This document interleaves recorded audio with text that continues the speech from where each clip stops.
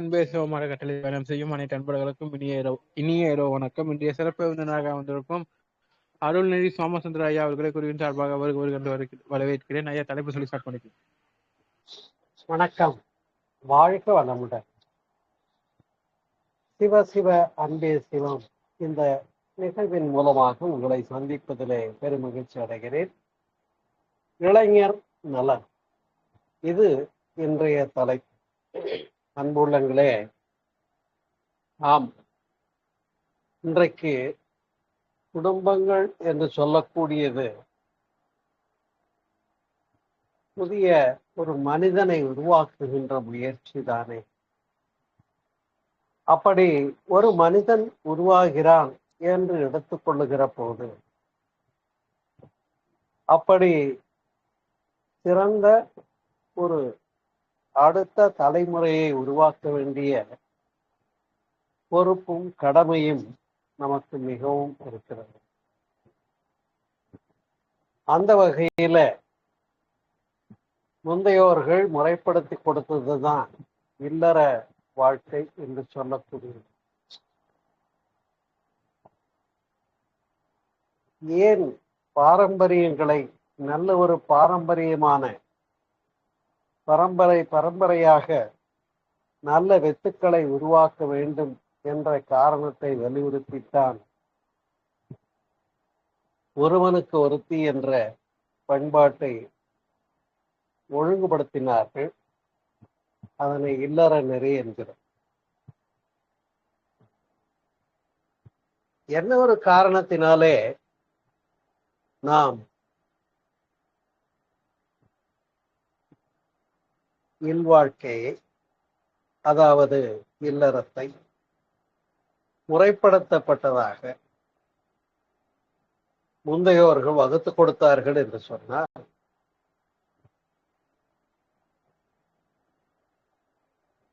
அடுத்து வரக்கூடிய தலைமுறைகள் முந்தைய தலைமுறைகளை காட்டிலும் செம்மையுடையவர்களாக, ஆற்றல் உடையவர்களாக, அறிவிலும் இன்னும் பல கோணங்களிலும் மேம்பட்டவர்களாக இருக்க வேண்டும் என்ற காரணத்துக்காகத்தான்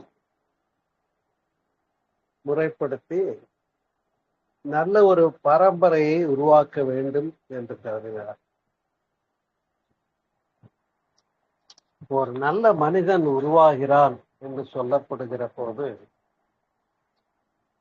இந்த ஒரு மனிதன் உருவாவது என்பது தந்தை தாய் ஈருடலும் ஒன்று சேர்ந்து தழைத்த ஒரு உயிராகி உலகில் வந்தோம் என்பதுதான். அப்படிப்பட்ட தந்தை தாய் இருவரும் நல்ல உன்னதமான பெருமைக்குரிய குணங்களோடும் சிறப்புகளோடும் பண்புகளோடும் இருந்தால்தான் அவர்கள் மூலமாக வெளிப்படுத்தக்கூடிய ஒரு அடுத்த தலைமுறை ஜெனரேஷன் சிறப்பாக வரும். அதை வள்ளுவம் மிக அழகாக மேம்போக்காக குறிப்பிட்டு சொல்லுகிறது பாருங்கள். இப்படிப்பட்ட ஒரு மகனை பெறுவதற்கு இவனுடைய முந்தையோர்கள் தகப்பன் என்ன புண்ணியம் செய்தானோ என்று சொல்லும்படியாக இருக்க வேண்டுமா? இவன் தந்தை என்னோற்றான் கொல்லெனும் சொல், இவன் தந்தை இப்படிப்பட்ட மகனை பெறுவதற்கு என்ன நோன்பு தவம் இயற்றினானோ என்று எண்ணும்படியாக இருக்க வேண்டும் என்று சொல்லுகின்றார். அப்படித்தான் தலைமுறையை உருவாக்குவதனுடைய சீரிய பண்பு வலியுறுத்தப்பட்டது. நாம் அறிவோம், நம்முடைய பாரம்பரியம் என்பது எப்படி வருகிறது. அதை விஞ்ஞானம் இன்றைக்கு நாம் கருதிய அந்த கலாச்சார பெருமைகள், முந்தையோர் சிறப்பு, அந்த பாரம்பரியம் என்ற சொல்லுக்கு விஞ்ஞானம் முழுமையான விளக்கத்தையும் ஆதாரத்தையும் கொடுத்திருக்கிறது என்று சொன்னால் மிகவும். அது என்ன விளக்கம்? அன்புள்ளவர்களே, ஜெனட்டிக்கல் சயின்ஸ் அப்படின்னு நாம தெரிஞ்சிருக்கோம். பாரம்பரியமாக, பரம்பரையாக, வித்து வழியாக, அதாவது மனிதனுடைய ஆணினுடைய கருமையம் என்று சொல்லக்கூடிய விந்துநாதம், ஒரு பெண்ணினுடைய கருமையம் என்று சொல்லக்கூடிய சினை முட்டை, இவற்றை பற்றி விஞ்ஞான பூர்வமாக சிந்திப்போமே என்று சொன்னால், நாம் அறிவோம் மனித உடம்பில செல்கள் கூட்டமைப்பாக அமைந்திருக்கிறது. அதை உயிரணுக்கள் என்று தமிழிலே சொல்வார்கள். அந்த உயிரணுக்கள் என்பது பாடி செல்ஸ், அதுதான் அடிப்படை அலகு. இந்த உடல்ல உள்ள உயிரணுக்கள்ல செல் சுவர் இருக்கு, சைட்டோபிளாசம், புரோட்டோபிளாசம் இருக்கு, மையக்கரு இருக்கு. அந்த மையக்கரு அடங்கிய உயிரணுக்களினுடைய தொகுப்பு தான் நரம்பு செல்கள், எலும்பு செல்கள், தசை செல்கள், இரத்த செல்கள் என்று நாம் கட்டமைக்கப்பட்டது. அப்படி இந்த செல்களினுடைய கட்டமைப்பு அத்துணையிலும் மையக்கரு இருக்கிறது. அந்த மையக்கரு என்று சொல்லக்கூடியது மிகவும் இன்றைக்கு ஆராய்ச்சி செய்து அதை ஜெனடிக்கல் சயின்ஸ் என்று நிரூபித்திருக்கிறார். ஆம், அதனை தான் வேதாத்திரி மகரிஷி அவர்கள் கருமையம் என்று குறிப்பிடுவார்கள். மிக அழகாக, மிக சிறப்பான ஒரு வார்த்தை கருமையம், ஜெனடிக்கல் சென்டர் என்று சொல்லும். இந்த கருமையத்துல என்ன இருக்கிறது என்று சொன்னால் குரோமோசோம்ஸ். அந்த 24 குரோமோசோம் இருக்கு அந்த உயிரணு விந்தணுவிலே என்று சொன்னால், அதனால டிஎன்ஏ ஆர்என்ஏ இருக்கு உள்ளுக்குள்ள. அதுல கரு நிற துகள்களாக குணப்பதிவுகள் பதிந்திருக்கிறது என்பதை விஞ்ஞானம் நிரூபித்து உண்டென்று, உண்மை என்று ஏற்றிருக்கிறது. நாம மறுக்க முடியாது. அப்படிப்பட்ட ஒரு ஜெனடிக்கல் சயின்ஸ் பாரம்பரியம், அதை சீர்மைப்படுத்தி அடுத்த ஒரு தூய தலைமுறையை வித்து வழியாக கொடுப்பதற்காகத்தான் நம்முடைய முந்தையோர்கள் பிரம்மச்சரியம் என்ற ஒரு காலகட்டத்தை கொடுத்தார். நீங்கள் அறிவீர்கள், கேள்விப்பட்டீங்க. மனிதனுடைய வாழ்க்கையை 4 வகை பகுப்புகளாக கொடுத்தார். பிரம்மச்சரியம், இல்லறம், வனப்பிரஸ்தம், சந்நியாசம் என்று 4ஆக பிரித்தார். அது இல்லறம், வனப்பிரஸ்த, சந்நியாசம் என்பது அப்புறம் விளக்கமாகும். பிரம்மச்சரியம் என்ற ஒரு சொல்லுக்கு என்ன விளக்கம் என்று கேட்டால், பிரம்மத்தில் சஞ்சரித்தல் என்று பொருள். பாருங்க, எவ்வளவு பெரிய மகத்தான அர்த்தத்தை உள்ளடக்கித்தான் அந்த பிரம்மச்சரியன்றதை கொடுத்திருக்க. அதாவது ஒரு மனிதன் உருவாகி குழந்தையாக இருந்து மனித பக்குவத்துக்கு வருகின்றான். அந்த டீனேஜர்ஸை கடக்கிற போது, அதுதான் என்னைய தலைப்பு, இளையோர் நலன் இல்லையா? அந்த டீனேஜர்ஸை கடக்கிற போது, அந்த 11 to 19 வரைக்கும், ஏன்னா அது ஒரு 2 கட்டம் வயசுன்னு.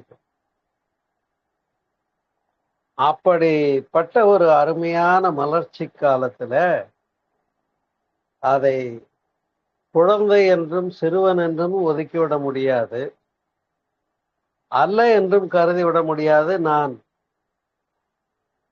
ஒரு மனிதனுக்கு சரியானவன் என்று தன்னை தானே அங்கீகரித்துக் கொள்ளுகின்ற ஒரு காலகட்டம். அப்ப அதனால்தான் அதை ஒரு அடலசன் பீரியடு, 2 கட்டம் வயசுன்னு சொன்னாங்க. அப்படி 2 கட்டம் வயசுன்னு சொல்றதை விட, பருவ வயது என்று சொல்லுவதை விட, அது மிகவும் கவனிக்கப்பட வேண்டிய வளர்ச்சிக்குரிய காலம் என்பதிலே மாறுபாடு அன்புள்ளது. ஏன்னா ஒரு குழந்தைய இருந்தா அதை அடிச்சு திருத்தி பக்குவப்படுத்துற முயற்சியில இறங்கணும். ஆனா அந்த பதின்ம வயதுகள் என்று சொல்லக்கூடிய 11 to 19 அங்கதான் அணுகுமுறை சிறப்பாக அமைய வேண்டியிருக்கிறது. அப் டு 25 வயசு வச்சுக்கோங்க. இதெல்லாம் 20 வயசுலயே முழுமை பெற்று நான் என் வேலையை நான் பார்த்துக்கிறேன், நீங்க ஒன்றும் வருத்தப்பட வேண்டாம்னு சொல்ற அளவுக்கு தெளிவா இருக்காங்க இளைஞர்கள். ஆமா, அது உண்மை. அந்த ஒரு காலகட்டத்தில் எப்படி இருந்ததுன்னு சொன்னா, சின்ன பையன் தானே, அவனுக்கு என்ன தெரியும், நாம தான் சொல்லி கொடுக்கணுங்கிறது. இப்ப அதே டீனேஜில் இருக்கக்கூடியவர்கள் என்ன சொல்லுகிறார்கள் என்று சொன்னால், ஐ நோ, நான் பார்த்துக்கிறேன் அப்படிங்கிற அளவுக்கு தெளிவாக இருக்கிறார். அது இப்ப இருக்கக்கூடிய அது பழைய தலைமுறைக்கும் இன்றைக்கு இருக்கக்கூடிய புதிய இளைஞர் தலைமுறைக்கும் உள்ள வித்தியாசம் சிறப்பு தானே, ஒன்றும் தவறு. ஏன்னு சொன்னா, என்னிடத்துல பணிகளையும் பொறுப்புகளையும் ஒப்படைத்து விடுங்கள், நான் பார்த்து கொள்ளுகிறேன் என்று சொல்லுகின்ற ஒரு பக்குவம் அந்த டீனேஜனுடைய முடிவுல வந்துடும். அதுதான் அங்க உள்ள தனி சிறப்பு. ஆனால் அப்படியே விட்டுடவும் முடியாது.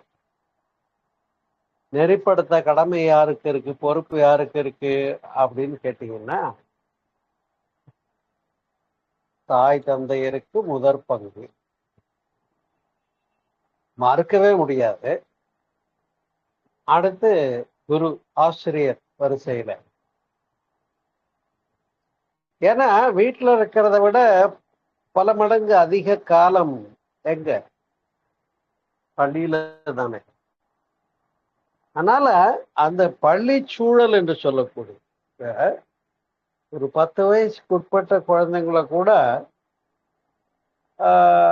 சொல்லலாம், நெறிப்படுத்தலாம், கருத்து கூறலாம், கொஞ்சம் வன்மையா கூட கருத்துக்களை திணிக்கலாம். நான் சொன்னா கேளு அப்படின்னு. அது அந்த நாள்ல சொல்லுவாங்க ரொம்ப அழகா, சாமதான பேத தண்டம். அது சமாதானமா போறது. இப்படி வாழ்ந்தாதான் நல்லது, இதுதான் நீ செய்ய வேண்டிய முறை, இப்படி இப்படி எல்லாம் நடக்கக்கூடாது அப்படின்னுங்கிறது முதல். இந்த தானங்கிறது என்னன்னு கேட்டா, நீ இப்படிலாம் நல்ல பையனா இருந்துகிட்டேன்னா உனக்கு நான் இதெல்லாம் வாங்கி கொடுப்பேன் அப்படின்னு பெற்றோர்கள் ஆசை காட்டி அவங்களை நெறிப்படுத்துறாங்க. அது தானம். இப்ப அப்பொழுதும் சிலர் ஏற்காத பிள்ளைகளாயிருந்தா விட்டு கொடுத்தது தானம். சாம தானம் பேதம். இந்த மூன்றாவது பேதம் என்பது, மீண்டும் இது போல நீ தப்பு பண்ணிக்கிட்டு இருந்தேன்னா ஐ வில் பனிஷ் யூன்னு சொல்றாங்க பாருங்க. அதுதான், உனக்கு நீ கேட்கிற பால் வாங்கி தர மாட்டேன், நீ கேட்கிற கிரிக்கெட் வாங்கி தர மாட்டேன். இப்ப இது பேதலித்தல். அப்ப வேற வழி இல்லை, குழந்தைங்க உடன்பட்டாங்க. கடைசியா 4வதாக தண்டம் என்று ஒன்று வைத்தார்கள். இந்த வார்த்தைகள் தொன்மையிலே இருந்து பழக்கப்பட்ட வார்த்தைகள் நாம் அறிந்தோம். ஆனா இந்த நாள்ல நான் ஒரு 8 வயது இருக்கும்னு நினைக்கிறேன், 3ஆம் வகுப்பு இருக்கலாம். டியூஷனுக்காக கொண்டு போய் சேர்க்கும் போது, அப்ப பூவராகமூர்த்தி ராவ் அப்படின்னு ஒரு ஐயர், அவர் ஆசிரியர், என்னை கொண்டு போய் அங்க டியூஷனுக்கு சேர்க்கிறாங்க. அப்ப என்ன சொன்னாங்கன்னா, கண்ணை மட்டும் விட்டுருங்க, மற்ற தோல்லாம் உரிச்சு எடுத்துருங்கன்னு பர்மிட் பண்ணி அங்க கொண்டு போய் விட்டு வந்தாங்க.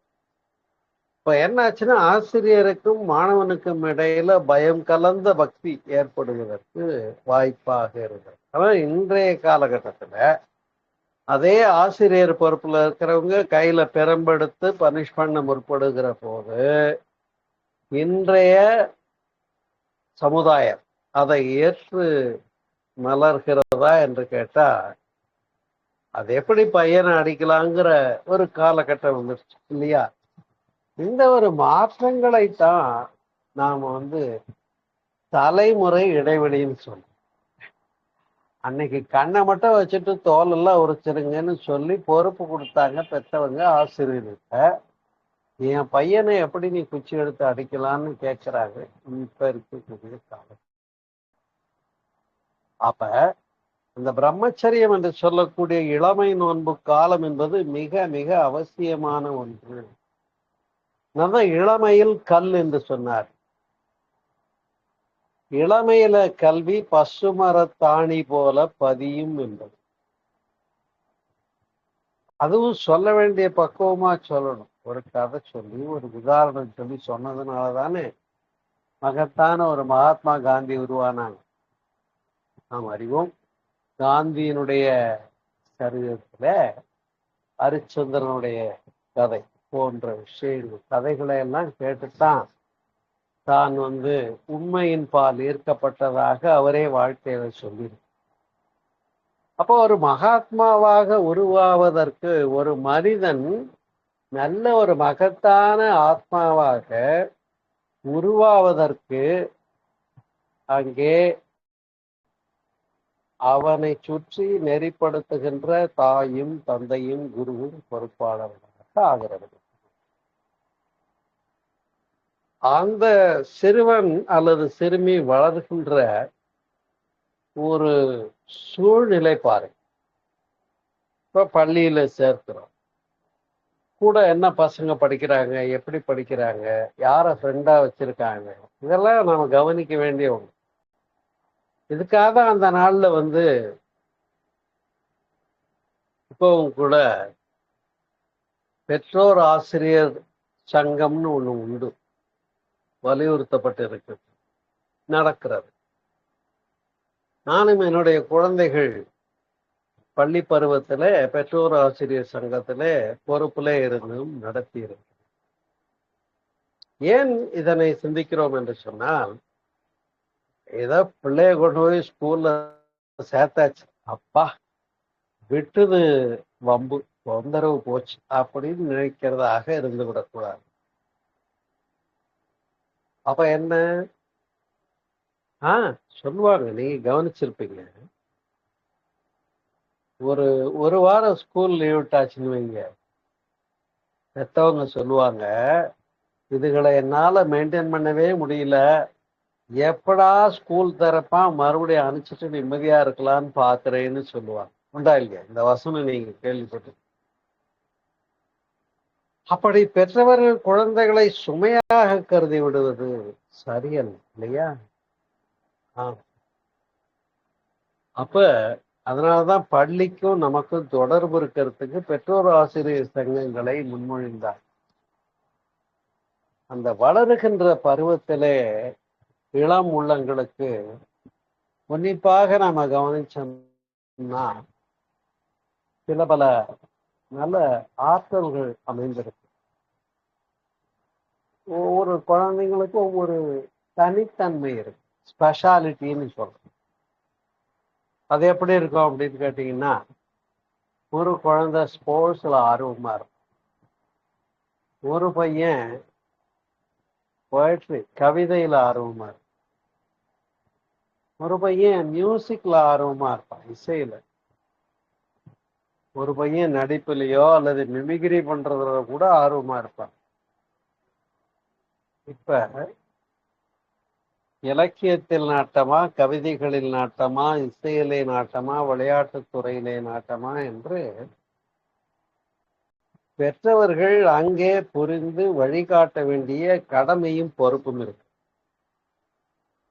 அப்ப முதல்ல குழந்தைகிட்ட, நம்ம பிள்ளைகிட்ட, நம்ம பையன்கிட்ட, நம்ம பெற்றதுகிட்ட என்ன தனித்தன்மை இருக்கு, ஸ்பெஷாலிட்டி இருக்கு, இண்டிவிஜுவாலிட்டி இருக்குங்கிறது எத்தனை பேருக்கு தெரிஞ்சிருக்கு, கவனிச்சிருக்காங்க? அதாவது இப்ப நான் சொல்றது என்னன்னா, பள்ளியில சேர்த்த உடனே நீ படிக்கணும், உனக்கு சோசியாலஜி இருக்கு, சயின்ஸ் இருக்கு, லிட்ரேச்சர் இருக்கு, இதெல்லாம் படிக்கணும், மேத்ஸ் இருக்கு, அதெல்லாம் சப்ஜெக்ட். ஆனா இந்த சப்ஜெக்ட் கடந்து ஒரு நாட்டம், விருப்பம், ஈடுபாடு, தனித்திறமை, ஸ்பெஷாலிட்டி இருக்கும் அந்த குழந்தை. அதை கண்டுபிடிச்சு வெளியே கொண்டு வருவது தான் இந்த 3 பேருடைய பொறுப்பு. மாதா, பிதா, குரு. உண்டா இல்லையா? இப்படி இல்லாம இருந்தா அந்த குழந்தைங்க உலகியல் கல்வியே இல்லாத பிள்ளைங்களா ஆயிடுவாங்க. ஆமா. இப்ப இந்த உலகியல்ல ஹவு டு லிவ்ங்கிறது தெரிஞ்சுக்கிறது உலகியல் கல்விங்கிறது. வெறும் ஏட்டு கல்வியோட வளர்ந்து விட்டா பயனில்லை. அதனாலதான் சொன்னாங்க, ஏட்டு சுரக்க கறிக்கு உதவாதுன்னு சொன்னாங்க. அப்ப பிராக்டிக்கல் லைஃப்ல நான் இன்றைக்கு பார்க்கிறேன் சில இளம் உள்ளங்கள், அது பெண்களாக இருக்கட்டும் அல்லது இளைஞர்களாக இருக்கட்டும், கொஞ்சம் கஷ்டப்படாம இருக்கணும்னு நினைக்கிறார். நான் இப்ப அவங்க கஷ்டப்பட்டுதான் ஆகணும்னு சொல்ல வரல. கஷ்டங்களும் வரும், துன்பங்களும் வரும். அந்த இடர்பாடுகளை ஏற்றுக்கொள்ள வேண்டும், சமாளிக்க வேண்டும், எதிர்கொள்ள வேண்டும் என்ற தாட் இருந்தா போதும். அதுவே இன்றைக்கு பிரச்சனையை கண்டு மிரண்டு ஒடுங்கி விடுகிற மனோபாவம் இன்றைக்கு பல இளைஞர்களிடத்திலே, யுவதிகளிடத்திலே நாம் பார்க்க முடிகிறது. உண்டாயில்லை? அப்ப அதிலிருந்து ஒரு முறையான மாற்று தேவைப்படுகிறது. ஒரு முறையான ஹவு டு அப்படிங்கிறது, அதை தான் இன்னைக்கு சிந்திக்க போறோம். அதுல முதல் விஷயம், அந்த இளம் வயதிலே அந்த குழந்தைகள் அல்லது இளைஞர்களுக்கு எந்த ஒரு விஷயத்துல ஆர்வம் இருக்கிறது என்று கண்டு அந்த எக்ஸ்ட்ரா கரிக்குலம் என்று சொல்லக்கூடிய ஒரு கூடுதலான அந்த தனித்தன்மைகளை, ஸ்பெஷாலிட்டிய அவங்களுக்கு ஊக்கப்படுத்துறது ஒரு முக்கியமான விஷயம். இரண்டாவது, அதை ஆர்வப்படுத்த பாராட்டினதான். பாராட்டுற போதுதான் அவன் பரவாயில்லையே, ஸ்போர்ட்ஸ்ல நீ இந்த அளவுக்கு வேகமா இருக்கியே அப்படின்னு வெல்கம் பண்ணிக்கிறார். இப்ப இந்த பாராட்டுக்கள் அவனை மேலும் அதற்காக உழைக்க செய்யும். பிராக்டிஸ் இல்லைன்னா மேம்பட முடியாது இல்லையா? அப்ப கடுமையான உழைப்பு இருந்தால் மட்டுமே யாரும் எதையும் சாதிக்க முடியும் என்பதுல ஐயப்பாடு. அப்ப ஆர்வம் மட்டும் இருந்து பத்தாது, அதற்காக நேரம் ஒதுக்கணும், எஃபோர்ட் எடுத்துக்கணும், முயற்சி செய்யணும், சாதி. இப்பதான் ஒரு முக்கியமான விஷயம் நாம கருத வேண்டும். என்னன்னா, காலம் பொன் போன்றது. பாருங்க, எலிமெண்டரி ஸ்கூல்ல படிக்கும் போது நான் பையனாவே இருக்கேன், என்னை எல்லாரும் கிரஷ் பண்ணிட்டு இருக்காங்கன்ற பயம் இருக்கும். இன்னும் ஹைஸ்கூல் லெவல்ல போகும்போது நான் இப்ப மனுஷனா மாறிட்டு இருக்கேன், எனக்குன்னு சில எண்ணங்கள் இருக்கு, இது அப்பா அம்மா என்னை போட்டு கிரஷ் பண்ற எண்ணங்கள் இருக்கு, என்னை அடக்குமுறை பண்றாங்கன்னு நினைச்சிருச்சு ஒரு பையன் அல்லது இளைஞன்னு வச்சுக்கோங்க. அதுவே மிகவும் தவறான ஒரு நிகழ்வாகிவிடும். ஏன்னா இளமையில் கல்னு சொன்னாங்க இல்லையா, அதை பார்த்தோம். அது மாதிரி அந்த இளம் வயதிலே அறியப்பட வேண்டிய, புரிய வேண்டிய, தெரிய வேண்டிய விஷயங்களை முறையாக அறிய தவறி விடுகிறப்போ அந்த காலம் பொன் போன்றது, போனா திரும்ப வராது. நம்மிலே பலர் நினைத்திருப்போம், படிக்கிற காலத்துல எந்த கவலையும் இல்லாம எவ்வளவு நிம்மதியா இருந்தேன். ஆனா இப்ப படிக்கிற காலத்துல நான் எப்ப சம்பாதிப்பேன்னு நினைச்சேன், ஆனா இப்ப சம்பாதிச்சு குடும்பம் பொறுப்பெல்லாம் வந்த பின்னாலே உத்தியோகம் எல்லாம் வந்துருச்சு. இப்ப அந்த இளமையில பள்ளி பருவத்துல இருந்த மகிழ்ச்சி, துள்ளல், ஆனந்தம், இளமை, இந்த வேகம் எல்லாம் இப்ப இல்லையே நினைக்கிற மாதிரி. அப்ப அந்த பருவத்தை விட்டு வெளியே வந்த பின்னால, பள்ளி பருவத்தை விட்டு வெளியே வந்த பின்னால பள்ளி பருவத்தினுடைய சிறப்பை தெரியாம இருந்தவர்களா இருக்கக்கூடாது. அதுதான் இப்ப. அதனால்தான் காலம் பொன் போன்றது. இளமையில் நம்முடைய வாழ்க்கை மேம்பாட்டுக்கு உதவக்கூடிய பெற்றோர், ஆசிரியர், இந்த ஒரு நட்பு, நல்லிணக்கம், சூழ்நிலை, இவைகள்லாம் எந்த குழந்தைக்கு நல்லா அமையுதோ அந்த குழந்தைங்க இம்ப்ரூவைஸ் ஆயிடுறாங்க. இன்னும் சொல்ல போனா அப்பத்தான் தட்டி எழுப்பி நெறிப்படுத்துகிறார். ஒரு நல்ல ஆசான் கிடைச்சிட்டா, தம்பி நீ என்னதான் ஆக போறேன்னு கேட்பார். நீ கவனிச்சிருக்க, ஸ்கூல்ல அந்த மாணவர்கள் உட்கார்ந்துருப்பாங்க, உங்களை பார்த்து ஆசிரியர் கேட்பாரு, ஒவ்வொருத்தனையா எழுந்திருச்சு, நீ என்ன ஆக போற சொல்லு, நீ என்ன ஆக போற சொல்லுன்ன உடனே ஒருத்தன், நான் டாக்டர் ஆக போறேன், நான் இன்ஜினியர் ஆக போறேன், நான் ஒரு பெரிய டான்சர் ஆக போறேன், நான் ஒரு கலெக்டர் ஆக போறேன்னு சொல்றேன். இந்த இடத்துல அந்த ஒரு எய்மை ஊக்கப்படுத்தி அந்த நோக்கத்தை உந்து சக்தியாக இருந்து பண்ணாதான் சிறப்பு கிடைக்கும். அப்ப அந்த தனித்தன்மைகளை, இண்டிவிஜுவாலிட்டியை புரிஞ்சு ஊக்கப்படுத்துகின்ற சூழ்நிலை ஏற்பாடுகளை யார் கொடுக்கணும்? பெத்தவங்களும் பள்ளிக்கூடமும் சமுதாய சூழலும் தான். அந்த சமுதாயம் தான் நமக்கு உதவுகிறது. எப்படி? வேதாதிரி மகரிஷி அவர்கள் ஒரு அழகான கவி ஒன்று சொல்லுவார். ஒருபடி சோற்றில் உலக ஒற்றுமை காண்டல் என்று சொல்லுவார். உண்மைதானே? நம்ம இன்னைக்கு மத்தியானம் சாப்பிட்டிருக்கோம். அந்த உண்ணுகின்ற அந்த ஒருபடி உணவு, அதுல இருக்க அரிசி உழுது விதைத்து நாற்று நடவு செய்து தலையெடுத்து நீர் பாய்ச்சி கதிரறுத்து கதிரடிச்சு போர் போட்டு அந்த நெல் அரைச்சு மூட்டையாக்கி கடைக்கு நமக்கு வீட்டுக்கு வந்துடும். ஒரு நெல்லுக்கு மட்டுமே இவ்வளவு தூரம் இருக்குன்னா, அதே மாதிரி நாம மற்ற உணவுல உள்ள பொருள், அந்த ஒருபடி மதிய உணவு எடுத்து சாப்பிட போனோம்ல, அதை எடுத்து தொழுது வணக்கம், இறைவனுக்கு நன்றி சொல்லி வணங்கி சாப்பிட்றது சிறப்புன்னு தெரிஞ்சிருப்போம் நம்ம.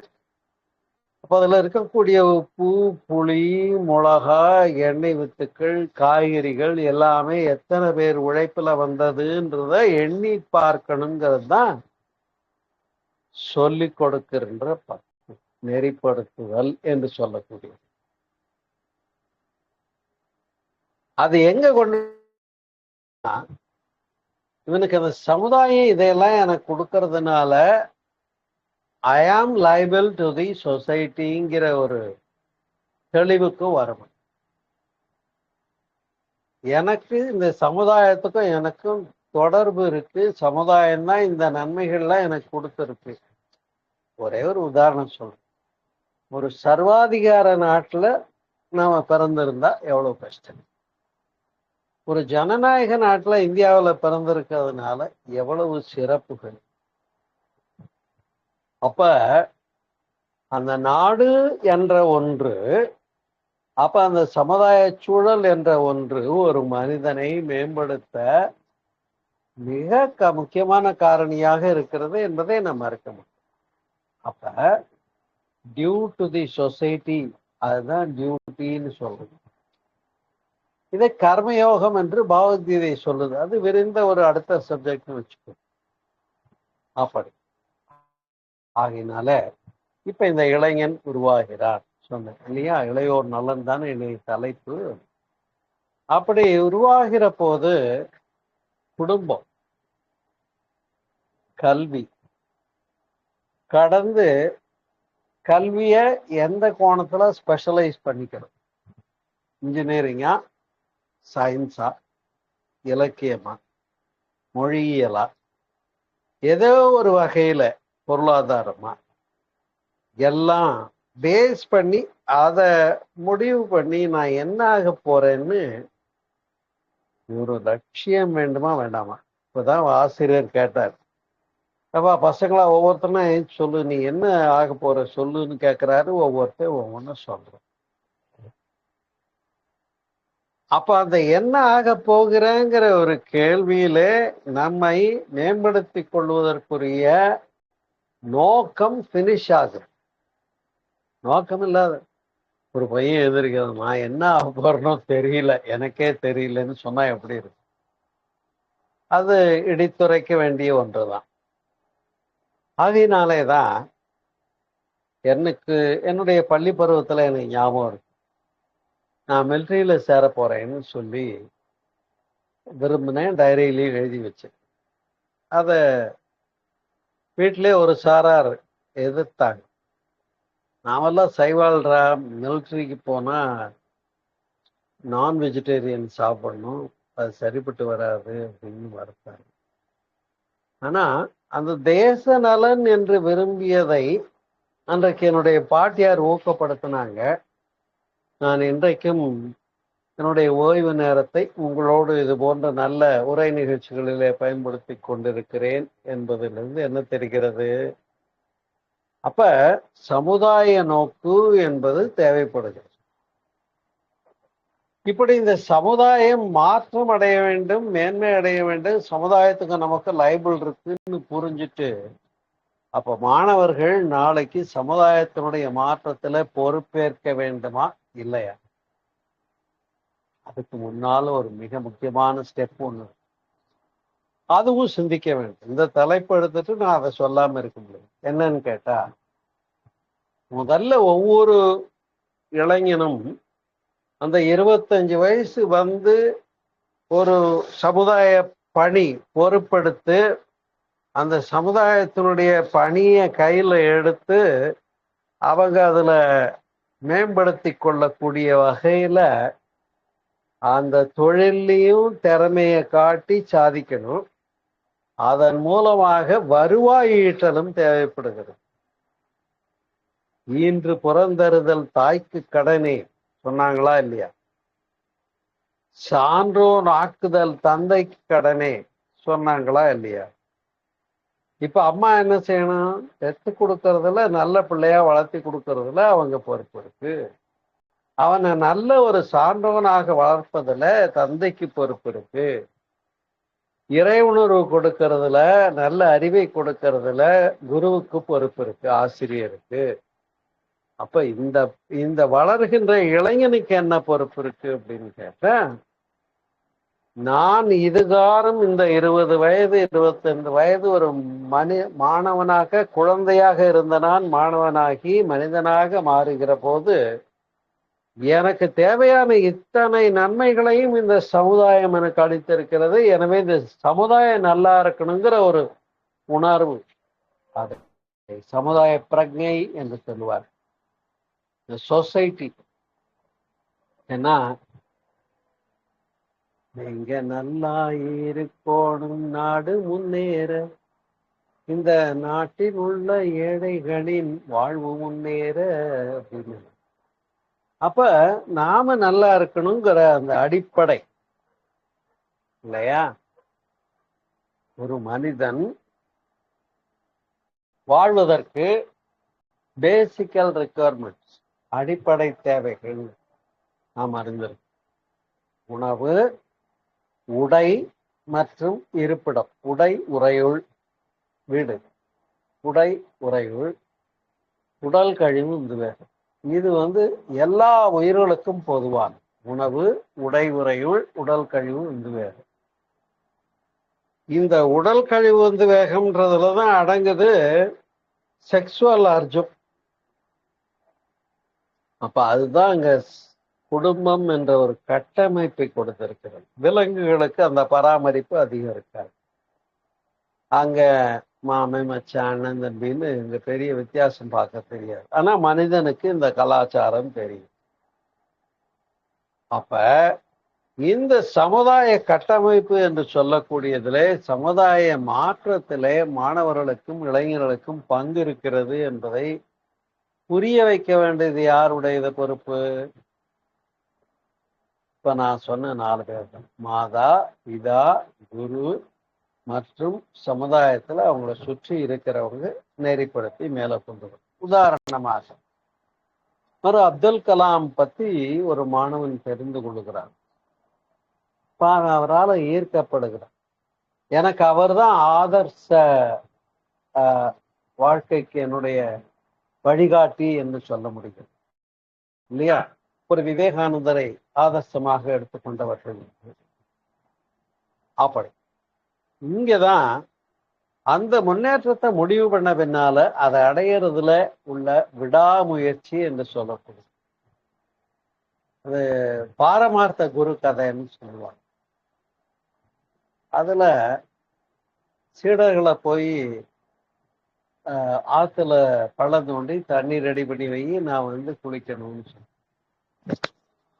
அப்ப போய் இங்க 2 அடி தோணுனா, அங்க 1.5 அடி தோணுனா, அங்க இன்னும் 3 அடி தோணுனா, இப்படி 4-5 இடத்துல குழி தோண்டி தண்ணி வரலன்னு. ஆனா இத்தனை அடியும் ஒரே இடத்துல தோண்டி இருந்தா தண்ணி வந்திருக்க முடியாங்கிறத அந்த கதையில வரும். அது மாதிரி அந்த தொடர் முயற்சி இல்லை என்று சொன்னால் வெற்றி பெற முடியாது என்பதை புரிந்து கொள்வதற்கு ஒரு அனுபவ அறிவு தேவைப்படுகிறது. அப்ப அதையே வந்து தோல்வியாகவும் கருதி விடக்கூடாது. உண்டா இல்லையா? எனவே ஒருவன் உருவாகிற போது தனக்குள்ளே சில தார்மீக கட்டுப்பாடுகளை கை கொள்ள வேண்டும். இந்த தார்மீக கட்டுப்பாடுகளை கை கொண்டதுதான் பிரம்மச்சரியம் என்று நான் முதல்ல விளக்கினேன். இந்த பிரம்மச்சரிய காலகட்டத்துல கட்டுப்பாடு என்பது பிறரால் வலியுறுத்தப்படுகிறது என்பது நான் முதல்ல சொல்லிட்டேன். ஆனா எவ்வளவு காலத்துக்கு பிறர் வலியுறுத்திக்கிட்டே இருக்கிறது? தானா புரிஞ்சு இதுதான் என் லைஃப்ல நல்லதுன்னு எடுத்துக்கணும். அததான் காப்பது விரதம் என்று சொன்னார்.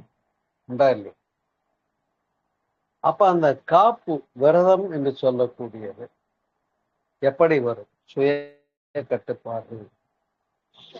உண்மைதான். அப்ப யோகா போன்ற விஷயங்கள்ல ஒரு கலாச்சாரம் தொடர்புடைய ஒரு சூழல்ல நம்ம மதத்துக்கும் நம்ம நாட்டுக்கும் நாம பற்றாளர்களாக இருக்கணும்னு அங்கே இளம் வயதில கொடுக்கப்பட்ட போதனைகள் அவனை மேம்படுத்துகிறது. உண்டா? அப்பதான் அவன் வந்து தன்னுடைய தனி மனித வாழ்வில் தூய்மை என்பது வரும். அப்ப தனி மனித வாழ்க்கையில ஒரு இளைஞன் எப்படி தன்னை நடத்தி கொள்ள வேண்டும் என்ற தெளிவு, வழிவகை, இதெல்லாம் மிக அவசியம். ஆனா இன்றைக்கு எதை பார்த்து பயப்படுறோம்? நேற்றைக்கு நாளிலே தான் போதை ஒழிப்புக்காக சிறப்பு தினமாக போற்றினார்கள். அதற்காக முதல்வர் ஓட்டமெல்லாம் நிகழ்த்தினார். அப்ப இந்த போதை மீட்சி என்பது எவ்வளவு முக்கியமான ஒரு சப்ஜெக்ட்ன்றதை நாம தெரிஞ்சிருக்கிறோம்.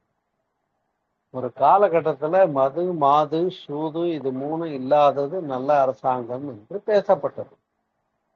ஆனால் இன்றைக்கு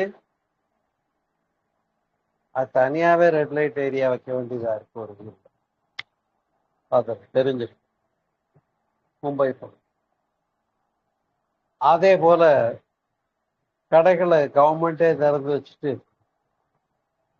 அதுல இருந்து வர வருமானத்துலதான் கவர்மெண்ட் ரன் பண்ணுதுன்னா இது மகிழ்ச்சிக்குரிய விஷயமானு கேட்டா இல்லை, கேவலமான ஒரு விஷயம். அடிச்சு சொல்லுது. அப்படித்தான் ஒரு காசு வந்து கவர்மெண்ட் நடக்குதுன்னா அது தேவையே இல்லை. நீ கவர்மெண்ட் நடத்த தயார் இல்லை, லாயக்கு இல்லைன்னு சொல்றது. அதே போல லாட்டரி சீட் நடக்கணும் இல்லையா? மது, மாது, 3 சாமி, இது 3 இல்லாதது நல்ல அரசாங்கம்னு அன்றைக்கு பேசப்பட்டது, வலியுறுத்தப்பட்டது, நடைமுறை இருந்தது. பாத்தீங்கன்னா ஒரு காலகட்டத்துல லாட்டரி சீட்டே நடத்தினாங்க கவர்மெண்ட்டே. ஆனா உண்மையை ஒன்று சொல்லுகிறேன், நான் அந்த காலகட்டத்துல லாட்டரி சீட்டு வாங்கினதே இல்லை. நான் வாங்கி அந்த பழக்கம், தேடுதல், விருப்பம் நான் எடுத்துக்கொண்டேன். அதற்காக சொல்ல வருகிறேன், முறையில்லாத முறைகளிலே பணம் சேர வேண்டும் என்ற எதிர்பார்ப்பு தவறுதானே. அப்ப அதற்குரிய போதை கலாச்சாரம் இருக்குமானால் அடுத்த தலைமுறை எப்படி சிறப்பாக வளர முடியும்? முக்கியமாக மலட்டுத்தன்மைக்கு இன்றைய காலகட்டத்தில் காரணம் என்னன்னா போதையினுடைய தன்மை பாதிப்புகள் தான் என்று விஞ்ஞானமும் ஏற்றுக்கொண்டிருக்கிறது. நீங்களும் அறிந்திருக்கிறீர்கள், உண்டா இல்லையா? அப்ப ஒரு மனிதன் தீவிரவாதத்துல உட்பட்டு விடுகிறான். பாகிஸ்தான் எல்லாம் பார்க்கிறோம். அப்ப அந்த கலாச்சாரம், அகிம்சை, அன்பு, ஆன்மநேயம், கருணை என்ற விஷயங்கள் எல்லாம் சமுதாயத்தின் மதங்கள் ரீதியாக சொல்லிக் கொடுக்கப்பட்ட நெறிப்படுத்துதலாக இருந்தது. ஆனால் அது இன்றைக்கு தேவைதானே. ஆனால்தான் நம்முடைய பாரதத்தினுடைய கலாச்சாரம் என்று நாம் அடிக்கடி சொல்லுவோம். இப்ப இந்து மதம் அதை மிக சிறப்பாக வலியுறுத்தி, நான் முன் சொன்னது போல பிரம்மச்சரிய காலம் என்று வைத்து இந்த 25 வயசுக்குள்ள ஏட்டுக்கல்வி ஸ்கூல்ல படிக்கிறது, எழுத்தறிவு, கணக்கும் வச்சுக்கிறது, எண் என்பது ஏனைய எழுத்தன்ப அப்படின்னு சொன்னேன். அப்ப கண் என்ப வாழுமொழி, கணக்கும் வேணும், எழுத்தும் வேணும், எழுத்தறிவு. அப்புறம் ஒழுக்க பழக்க அறிவு. சரியா? அப்புறம் how to live, how to social contact, சமுதாய ஈடுபாடு. அதை தாண்டி ஆன்மீக அறிவுன்னு ஒன்று. இப்ப பிள்ளைகளை பள்ளிக்கு அனுப்புறோம், கல்வி கலாச்சாரக்கு கல்லூரிக்கு அனுப்புறோம்னா அவங்க ஏட்டுக்கல்வியில மேம்படுறாங்க, தொழிற்கல்வியில மேம்படுறாங்க, இல்லைன்னு சொல்லலை. ஆனா ஆன்மீக கல்வியில மேம்பட்டு இறை உணர்வு பெற்றிருக்கிறேன் என்று சொல்லுகின்ற முழுமையும் சேர்த்துத்தானே முந்தையோர்கள் பிரம்மத்தில் சஞ்சரித்தல் பிரம்மச்சரியம் என்று சொன்னார்கள். அப்ப 25 வயசுக்குள்ள பிரம்மத்தில் சஞ்சரித்தல் என்று இறை உணர்வு பெறுவது என்பதை முடித்து விட்டார்களா என்பது என்னுடைய இன்றைய தலைப்பின் மிக முக்கியமான கேள்வி. இல்ல, இன்னும் வயசு 30 ஆகுது, 40 ஆகுது, 50 ஆகுது, இன்னும் இறை உணர்வு பெறல. கேட்டா கடவுளை தேடிக்கிட்டே இருக்கேன்னா என்ன அர்த்தம்? அப்புறம் எதுக்கு பிரம்மச்சரியம், அப்புறம் தான் இல்லறம்னு சொன்னாங்க. எனவே ஒரு மனிதன் ஒரு குடும்பஸ்தனாக மலருவதற்கு முன்னே தற்காத்து தற்கொண்டார் பேணி தன்னை சார்ந்து சொற்காத்து சோர்விலாள் பெண் என்று சொன்னார்கள். பெண்ணுக்கே அவ்வளவு கடமையும் பொறுப்பு இருக்கும்போது அந்த ஆடவனுக்கு ஈட்டல், அததான் வள்ளுவம் அழகாக சொல்லுகிறது.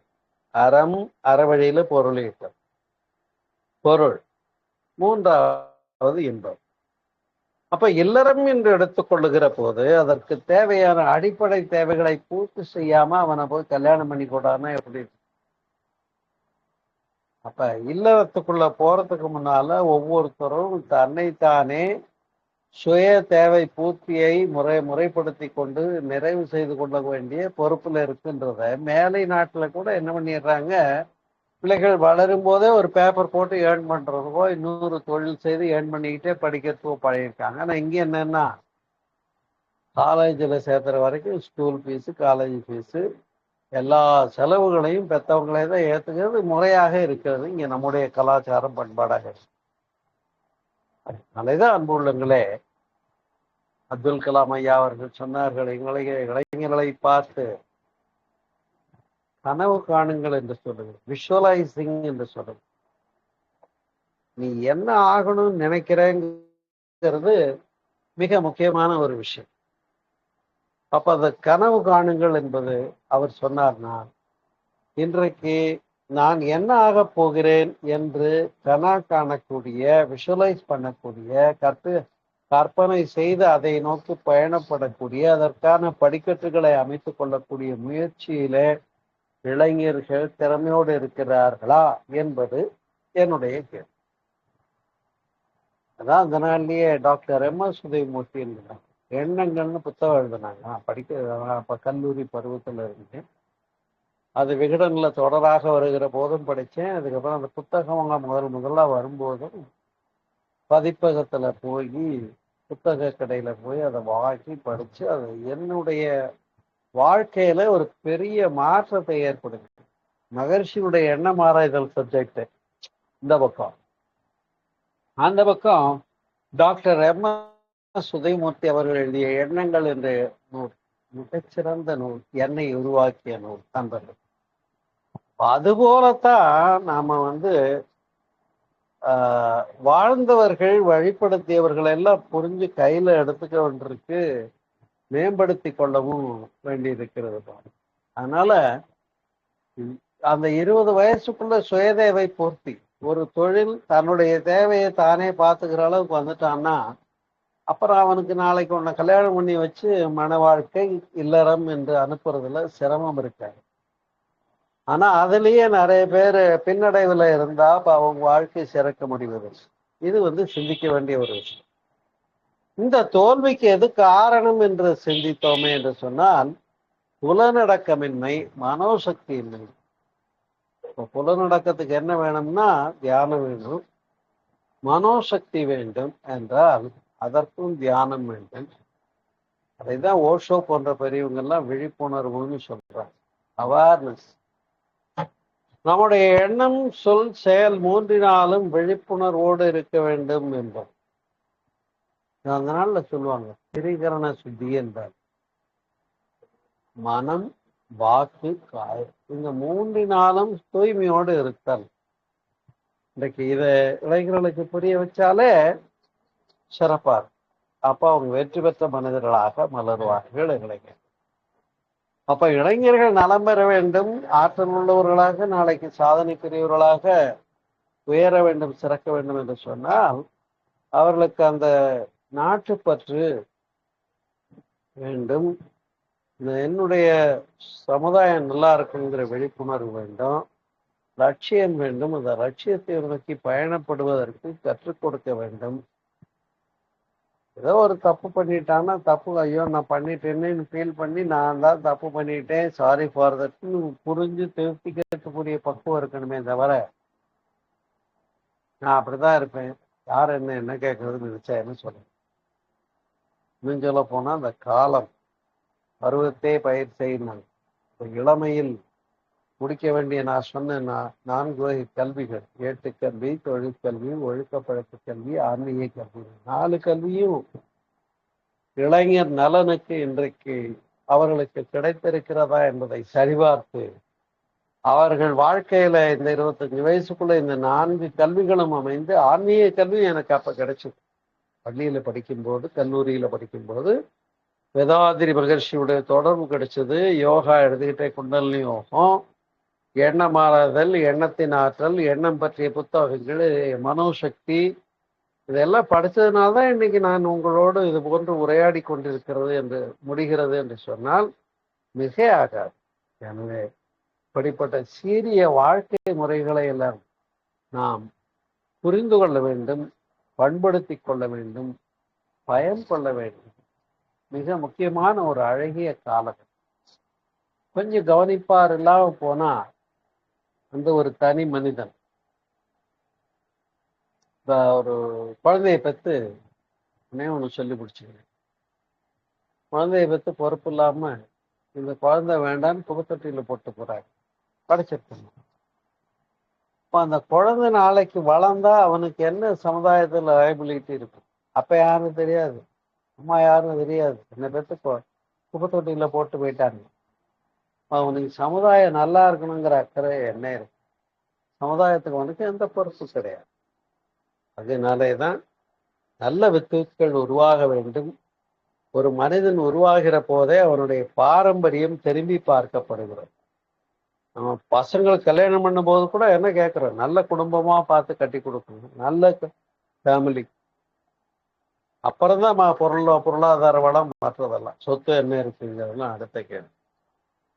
அப்ப அந்த முந்தையோர்களுடைய பண்புகள், பாரம்பரியம் சிறப்பிக்கப்படுகிறது. பிறந்த பின்னால இந்த குழந்தை வளர்வதில் இந்த சூழல் அட்மாஸ்பியர் அங்க ஒருவனை மேம்படுத்துகிறது. பெற்றோர் ஆசிரியருடைய பொறுப்பும் சிறப்பாக அமைகிறது. அதை தாண்டி எவன் ஒருவன் நான் சிறந்த ஒரு மாவட்ட ஆட்சியராக வருவேன், ஒரு சிறந்த சமுதாய தலைவனாக வருவேன், இந்த நாட்டையே ஏற்று நடத்தக்கூடிய ஒரு பொறுப்புக்கு வருவேன் என்று முடிவெடுத்து அதற்காக கீழிருந்து பாடுபட்டவன் இந்த லட்சியத்தை சரிவர போய் அடைய முடிகிறது. இதற்கு எத்தனையோ வாழ்ந்து மறைந்த பெரியவர்களே சான்றாக இருக்கிறார் இல்லையா? நாம பார்த்தது அப்துல் கலாம் முதற்கொண்டு எத்தனையோ பேரை சொல்லலாம். அதனால இளைஞர்கள் என்ற ஒரு காலகட்டம் நலனாக காக்கப்படுகிற போதும் இந்த சமுதாயம் மேம்படும், உயர்வு பெறும், சிறக்கும் என்று கூறி இந்த இனிய மாலை போதலே உங்களோட இளைஞர் நலன் என்ற தலைப்பில் உரை சந்திப்பதற்கும் சிந்திப்பதற்கும் வாய்ப்பு கிடைப்பதில் பெரும் மகிழ்ச்சி அடைந்து நீங்களும் உங்கள் அன்பு குடும்பம் வாழ்க வளமுடன், வாழ்க வளமுடன், வாழ்க வளமுடன் என்று குருவர்களும் பெருவர்களும் இணைந்து நின்று வாழ்த்தி அமைகிறோம். நன்றி, வணக்கம். வாழ்க வளமுடன்.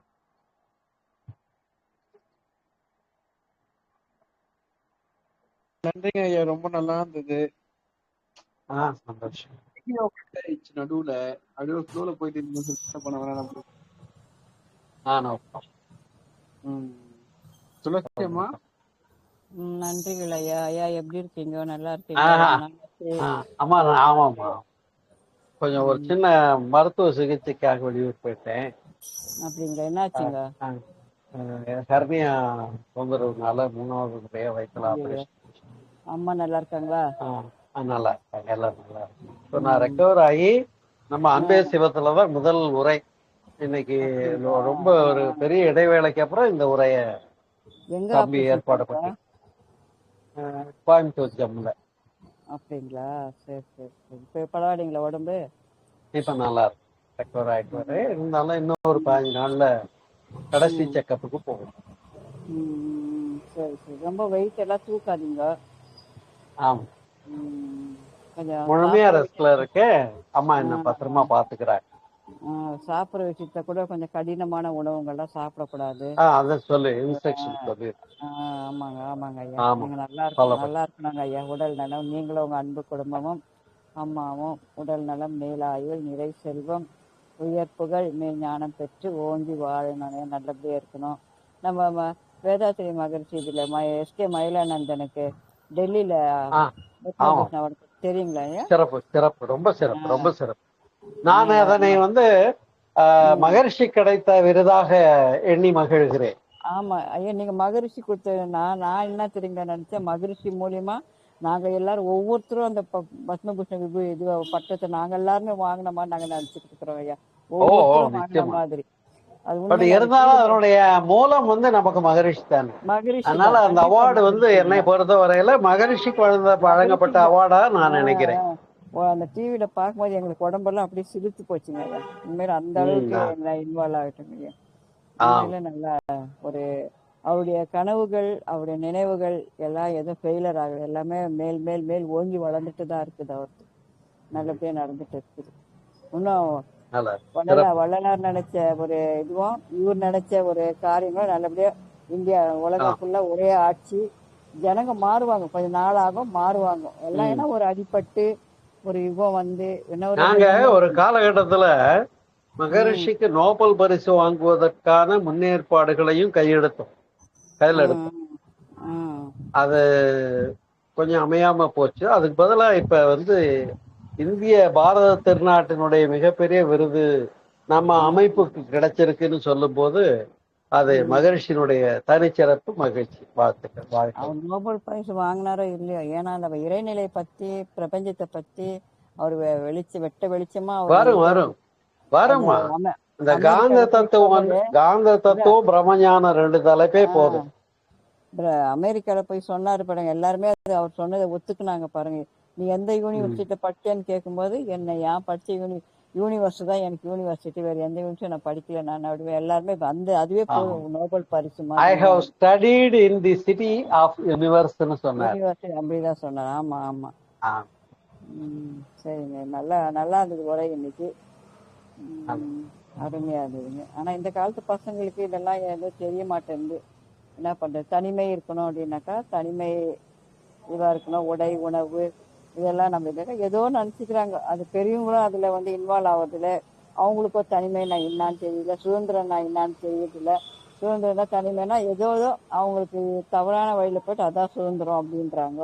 அதனாலதான் இப்ப இந்த இருக்கிற காலத்துல ரொம்ப பேர் கல்யாணம் ஆகாத ஒண்ணும் இல்ல, சரின்னு அவங்க போக்குல விட்டுட்டா அவங்க சொல்லறிவுல வராதவங்க, சுய அறிவுல வராதவங்க பட்டறிவுல வந்துடுறாங்க.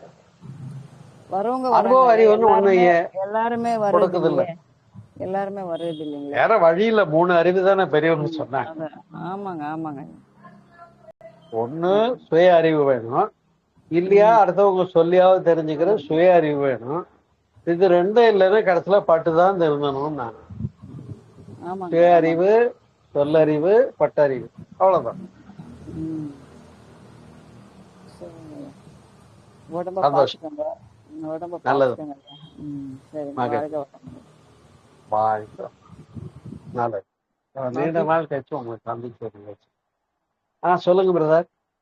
ரொம்ப ரொம்ப நன்றி. அடிச்சு உச்சி ஓடி வந்து உட்கார்ந்து இருக்கேன். ரொம்ப ரொம்ப நன்றி. பாலகிருஷ்ணன் ஐயா, வேற ஒரு இதெல்லாம் கிளாஸ் எல்லாம் நடக்கும்போது நான் எதனா ஒரு கேள்வி கேட்கலான்னு டக்குன்னு நீங்க இது இணைத்து ஆஃப் பண்ணிட்டு போயிடுறீங்க. நான் ஒரு வாட்டி நீங்க இணைத்து ஆஃப் பண்ணதே தெரியும், நான் பாட்டு பேசுறேன். அதுதான்மா, நான் கொஞ்சம் எனக்கு அட்மின் இல்ல, ஒரே ஆளா பார்த்துட்டு ரொம்ப எனக்கு வெளியே சொல்ல முடியாத சிச்சுவேஷனா இருக்குது. இன்னைக்கு கூட அவரு வேற பணிகளுக்கு இடையில இத ரன் பண்ணி இருக்காரு.